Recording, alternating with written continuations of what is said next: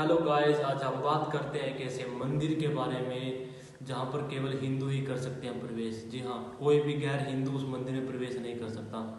आज हम बात करते हैं जगन्नाथ मंदिर के बारे में, जो उड़ीसा के पूरी शहर में स्थित है और माना जाता है कि इसी मंदिर में भगवान श्री कृष्ण का असली हृदय है। हम इस मंदिर के इतिहास के बारे में बात करें तो इस मंदिर का इतिहास महाभारत के काल का है। जब भगवान श्री कृष्ण की 25 साल की उम्र में मृत्यु हो गई थी, तब अग्नि ने उनके शरीर को स्वीकार नहीं किया था, केवल हृदय ही बच गया था। तब पांडवों ने हृदय को जल में बहा दिया, तो वह हृदय द्वारका से जगन्नाथपुरी पहुंचा, उड़ीसा पहुंचा। तब राजा को वहां पे एक स्वप्न आया कि तुमको एक मंदिर का निर्माण कर लेना चाहिए। तो उस राजा का नाम इंद्रधूमन था। तो उन्होंने अगले दिन से ही मंदिर का निर्माण करवाना शुरू कर दिया। तब वह जब मंदिर का निर्माण पूरा हुआ तो वह मूर्तियों की तलाश में पत्थरों की और लकड़ियों की खोज में निकल पड़े। तब उनको स्वप्न आया कि ये सारी लकड़ियां आपको समुद्र के किनारे पर मिलेगी। जब वह समुद्र के किनारे गए तो उनके साथ ऐसा ही हुआ। तो उनको वो सारी लकड़ियां वहां से ले आए। जब लकड़ियां लाने के बाद वो अच्छे मूर्तिकार की तलाश में निकल पड़े। तब राजा के महल में एक बंदा बूढ़ा व्यक्ति आता है। वो कहता है कि जी, मैं इस मूर्तियों को, इन लकड़ियों को अच्छी मूर्ति का रूप दे सकता हूँ, लेकिन मेरी एक शर्त है कि मेरे को एक खाली रूम चाहिए और शांति चाहिए। उसमें उस रूम में कोई भी नहीं आना चाहिए, और जब तक मैं बाहर ना आ जाऊं तब तक कोई भी इस रूम में प्रवेश नहीं करेगा। तो राजा ने कहा चल ठीक है, ऐसा ही होगा। शुरू के और उसने 3 सप्ताह का टाइम मांगा। शुरू के दिनों में उस कमरे से मूर्ति मतलब कि कंस्ट्रक्शन की आवाज आती थी। देन कुछ समय बाद वो रूम बिल्कुल ही शांत हो गया, उसमें से किसी चीज की आवाज नहीं आती। तो रानी को टेंशन हुई कि ऐसा क्यों है, तो हमको कमरा खोल देना चाहिए। तब राजा ने कहा कि मैं अपना वचन नहीं तोड़ सकता, लेकिन बहुत बार बोलने से राजा ने कमरे को खोल दिया।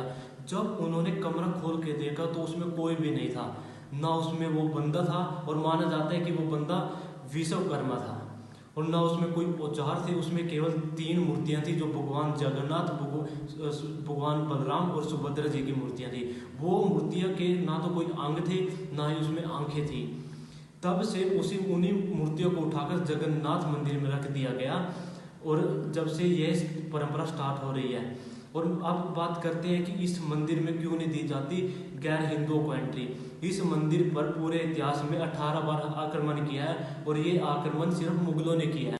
1984 में प्रधानमंत्री इंदिरा गांधी को इस मंदिर में आने की अनुमति नहीं दी गई थी, क्योंकि उन्होंने फारसी फिरोज गांधी से शादी कर ली थी, और इस मंदिर में केवल हिंदू ही प्रवेश कर सकते हैं। तो तभी से, बिकॉज यहाँ पे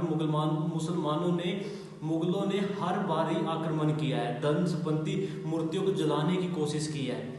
जैसे कि यहूदियों के साथ यरूशलेम में हुआ, जब ईसाइयों के बीच में, जब ईसाई धर्म की मतलब कि बहुत तंगी हुई लोगों को, जब ईसाई धर्म वाले लोगों, ईसाई संप्रदाय वाले लोगों को बहुत तंगी हुई, तब मुसलमानों ने उन पर आक्रमण किया।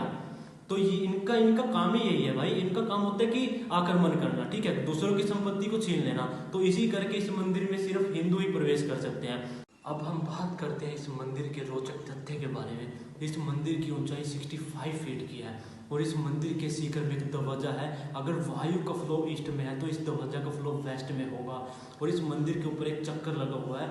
अगर आप पूरी में जहाँ कहीं भी खड़े हो तो आपको ऐसा महसूस होता है कि ये चक्कर आपको ही देख रहा हो। और अगला फैक्ट ये आता है कि अगर सूर्य कहीं पे भी हो, कोई सी भी डायरेक्शन में हो, तो इस मंदिर की परछाई बिल्कुल भी नहीं है। और आप अपने आसपास मंदिरों में देख सकते हो कि उनके शिखर पर पक्षी बैठे होते हैं, लेकिन इस मंदिर पे कभी भी कोई पक्षी नहीं बैठा। और यह मंदिर समुद्र के किनारे स्थित है, तो वहाँ पे डेफिनेटली पता है कि वेव्स होंगी, पानी की लहरें होंगी, उनकी आवाज़ होगी। लेकिन जब आप इस मंदिर में प्रवेश करते हो तो आपको पानी की आवाज़ बिल्कुल भी सुनाई नहीं देगी, और जब आप इस मंदिर से बाहर निकलते हो तो वो अगेन स्टार्ट हो जाती है। ऐसी लगी आपको ये हमारी वीडियो तो हमको कमेंट सेक्शन में जरूर बताइए, और जाते वक्त बेल आइकन को दबाना ना भूलें।